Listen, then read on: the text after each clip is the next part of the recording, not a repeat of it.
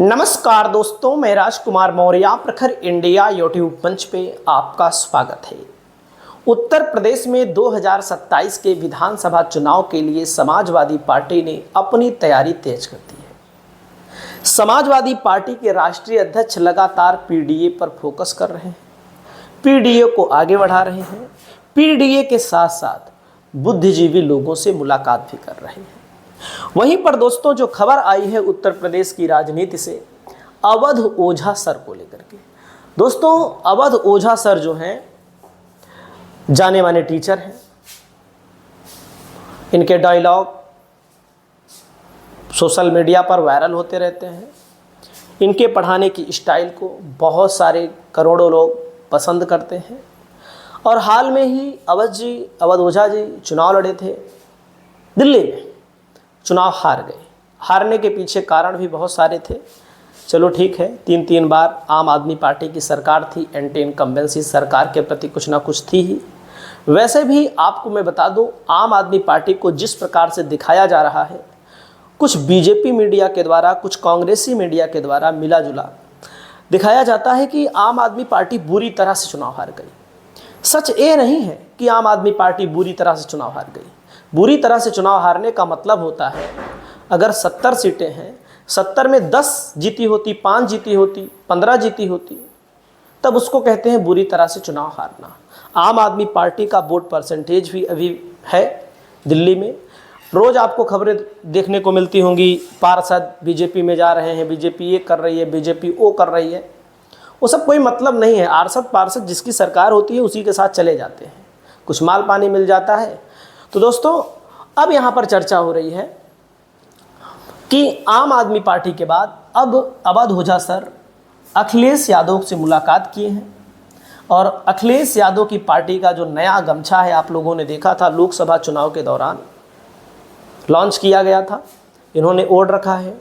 अड़गड़ानंद जी की पुस्तकें, 2-3 पुस्तकें यहाँ पर अखिलेश यादव जी को भेंट कर रहे हैं। और दोस्तों, अभी अवध ओझा जी का एक वायरल हुआ था कि 2027 में सपा की सरकार बनेगी, और 2027 में सपा की सरकार बनेगी, 210 सीट के आसपास समाजवादी पार्टी उत्तर प्रदेश में जीतेगी। ट्रोलिंग भी होती रहती है, ये सब होता है, कोई दिक्कत नहीं। देख सकते हैं, मुलाकात किए हैं। और अब ये चर्चा है कि आम आदमी पार्टी के बाद समाजवादी पार्टी से चुनाव लड़ने जा रहे हैं।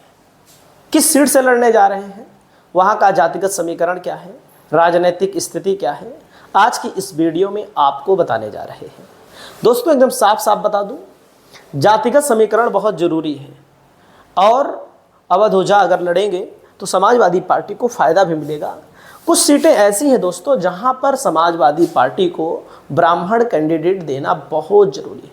जैसे ब्राह्मण कैंडिडेट के तौर पर देखेंगे दोस्तों, सीट का नाम भी हम आपको बता रहे हैं, तरबगंज विधानसभा है। तरबगंज विधानसभा है जो आती है लोकसभा कैसरगंज में या बहराइच में आती है, चेक करना पड़ेगा। तरबगंज विधानसभा है, उसी का इलाका है, बृजभूषण शरण सिंह का इलाका है। तो दोस्तों, यहाँ पर 99,000 ब्राह्मण आबादी है। अनुसूचित जाति 55,000 है, यादव 60,000 है, क्षत्रिय 47,000 है, मुस्लिम 50,000 है, कुर्मी 15,000 है, मौर्य 9,000 है, पाल 8,000 है, चौरसिया प्रजापति 2-2 है, नाई 3,000 है, बनिया 4,000 है, अन्य 15,000 है। मतलब एक मोटा आंकड़ा है दोस्तों।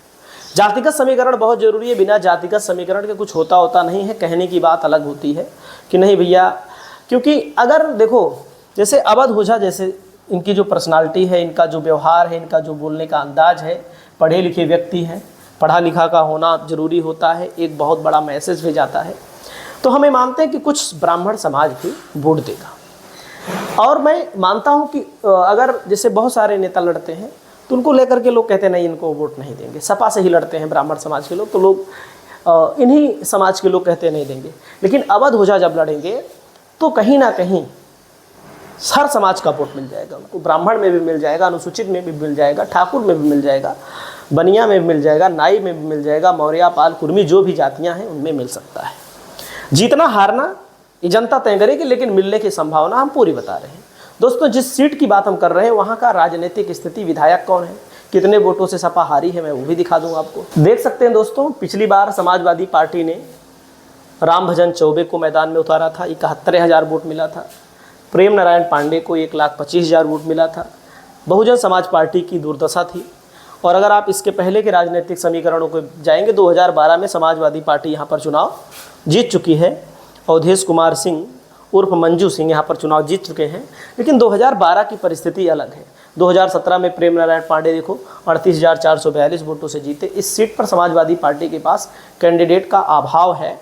कैंडिडेट का अभाव का मतलब है कि जैसे लोग टिकट तो मांगेंगे, लेकिन जैसे 2012 में सपा जीती है, 2012 की राजनीति और आज की राजनीति में ज़मीन आसमान का अंतर है। दोस्तों 2012 की राजनीति में आप चेक करेंगे तो ध्रुवीय मुकाबला, 2 ध्रुवीय मुकाबला नहीं था, 3 ध्रुव थे, 4 ध्रुव थे। कांग्रेस को भी वोट मिलता था, बहुजन समाज पार्टी को, भाजपा को भी, सपा को भी, बसपा को भी।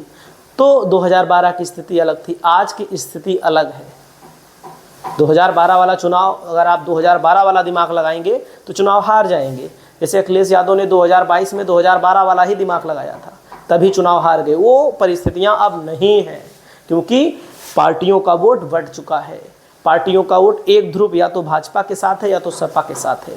अगर हम गलत कहें तो आप लोग बताइएगा। नमस्कार।